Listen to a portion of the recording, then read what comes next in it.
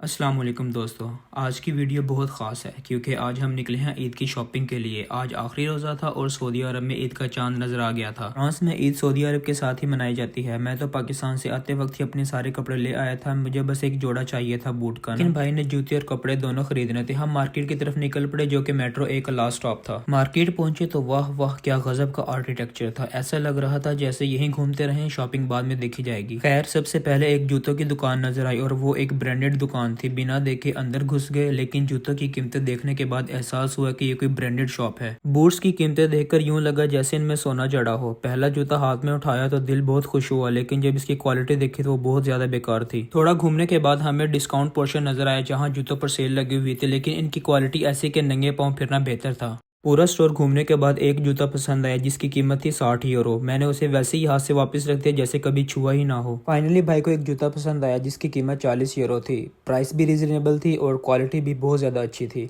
अगर देखा जाए तो पाकिस्तान में इसी क्वालिटी का जूता तकरीबन 3000 में आराम से मिल जाता है। अब जूते लेने की मेरी बारी थी। मैंने भाई से बोला कि मैं डेली यूज़ के लिए लेने हैं तो किसी सस्ती स्टोर से लेते हैं। तो साथ ही हमें ओशान मार्केट नज़र आई जहां सस्ती और अच्छी चीज़ें मिल जाती हैं। वहां गए और जूते देखे, सब सस्ते और अच्छी क्वालिटी के थे। मैं इस मार्केट के पूरे शूज़ सेक्शन में फिरा और सब जूते की क्वालिटी और उनकी कीमतें चेक की और आखिरकार मुझे दो जोड़े पसंद आए, एक फुल वाइट और एक फुल ब्राउन, जिसमें ब्राउन वाला ज़्यादा प्यारा लगा क्योंकि उसकी क्वालिटी और उसकी कीमत दोनों रीज़नेबल थी।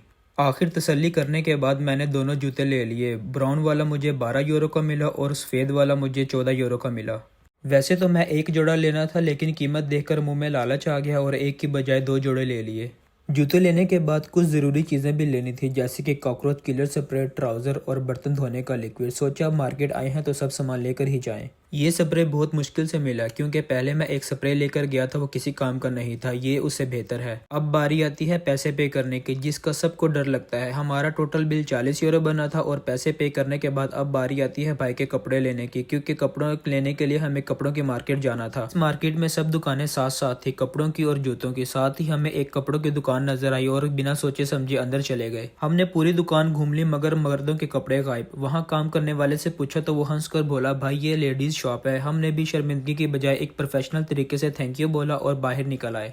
क्योंकि बाहर फ्रेंच में लिखा था और हमें फ्रेंच बोलनी और पढ़नी नहीं आती, तो हम बिना सोचे समझे अंदर चले गए थे। थोड़ी आगे गए तो एक और शॉप नजर आई। इस बार पहले कंफर्म कर लिया कि इसमें मर्दों के ही कपड़े हों। अंदर गए तो एक शर्ट पसंद आई, लेकिन जब कीमत देखी तो जैसे सांस ही रुक गई हो। 60 यूरो की एक शर्ट। इतने में पाकिस्तान से 1 साल के कपड़े मिल जाते हैं। जिन कदमों से दुकान में आए थे, इन्हीं कदमों से शुक्रिया अदा करते हुए दुकान से बाहर निकल गए, क्योंकि ये सब ब्रांडेड थी और जो अफोर्डेबल नहीं थी। फिर सोचा कि कपड़े प्रीमार्क